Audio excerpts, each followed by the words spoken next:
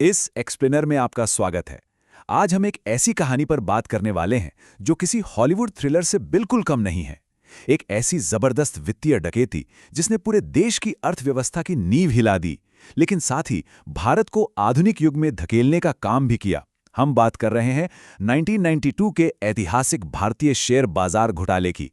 ये कोई मामूली धोखाधड़ी नहीं थी, बल्कि हमारे बैंकिंग सिस्टम की सबसे गहरी कमजोरियों को समझकर खेला गया एक बहुत बड़ा मास्टर स्ट्रोक था। 5,000 करोड़ रुपए। जरा सोचिए इस नंबर के बारे में। 1992 में बिना किसी को भनक लगे हमारे बैंकिंग सिस्टम से इतनी विशाल रकम निकाल ली गई थी।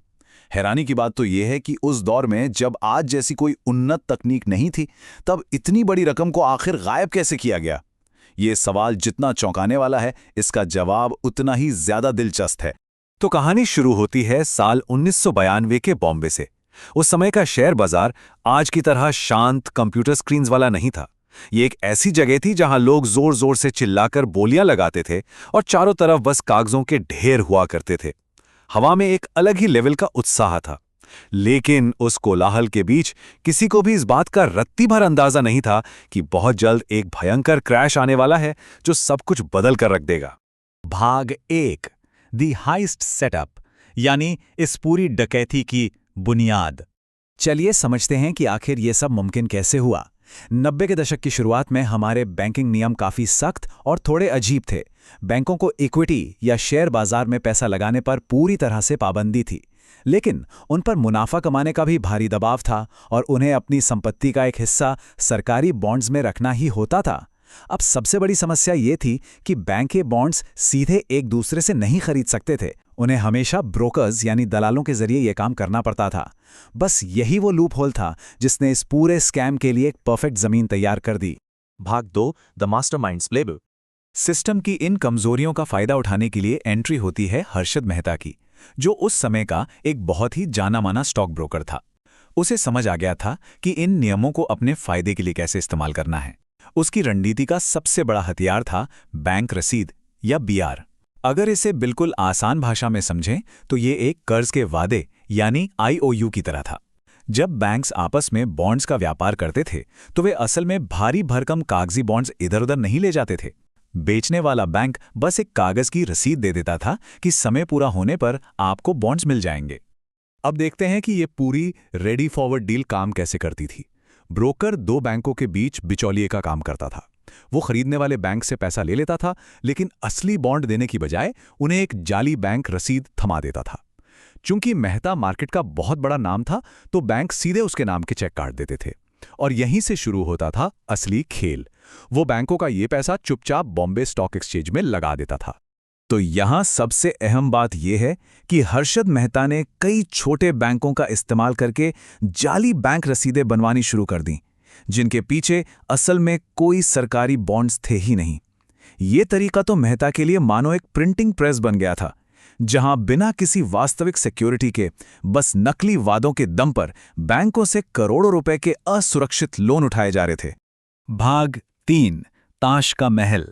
अब बैंकों का करोड़ों रुपया मेहता के पास आ चुका था और इस पैसे से उसने बॉम्बे स्टॉक एक्सचेंज में ऐसा ऐतिहासिक बुल रन ला दिया जो किसी ने सपने में भी नहीं सोचा था।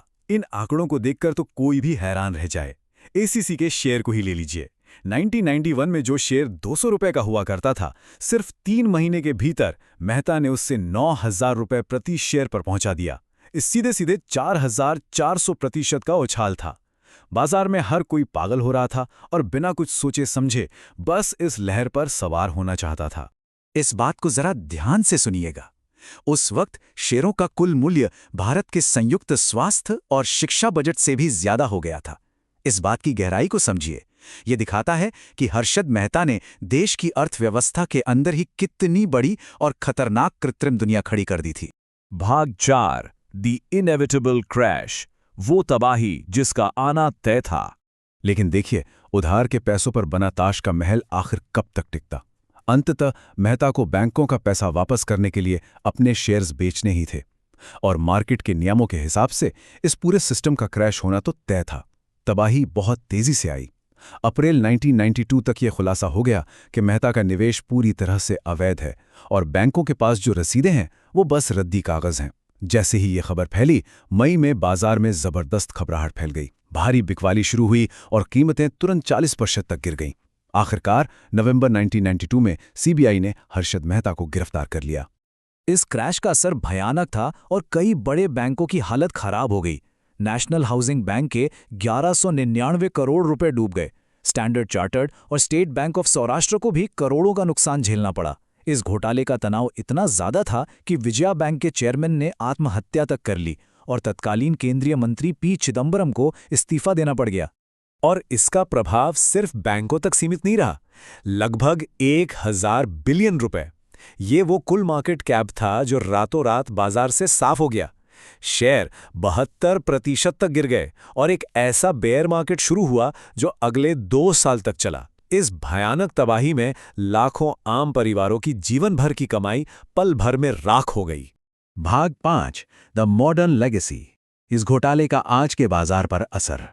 ये यकीनन एक बहुत ही डरावना अध्याय था, लेकिन हर बड़े पतन में एक बहुत बड़ा सबक भी छिपा होता है। इतनी बड़ी तबाही के बाद सरकार एकदम जागी। उन्हें समझ आ गया कि कागजों वाला पुराना मैनुअल सिस्टम अब एक दिन भी नहीं चल सकता। और यहीं से शुरू हुआ भारत के वित्तीय बाजार का आधुनिकीकरण। नेशनल स्टॉक एक्सचेंज यानी एनएससी बनाया गया और कंप्यूटराइज्ड ऑनलाइन ट्रेडिंग की शुरुआत हुई।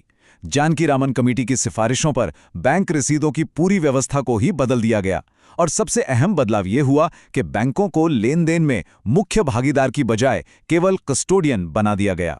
सिस्टम को और मजबूत बनाने के लिए सेबी यानी securities and exchange board of India को पूरी ताकत और कमान दे दी गई। राहुल बजाज द्वारा डिजायरेबल कॉर्पोरेट गवर्नेंस के लिए एक नया कोड बनाया गया और निगरानी के लिए कमिटियां गठित की गईं। इन सभी बड़े बदलावों का सिर्फ एक ही मकसद था, भविष्य में इस तरह का कोई भी घोटाला फिर कभी ना हो पाए।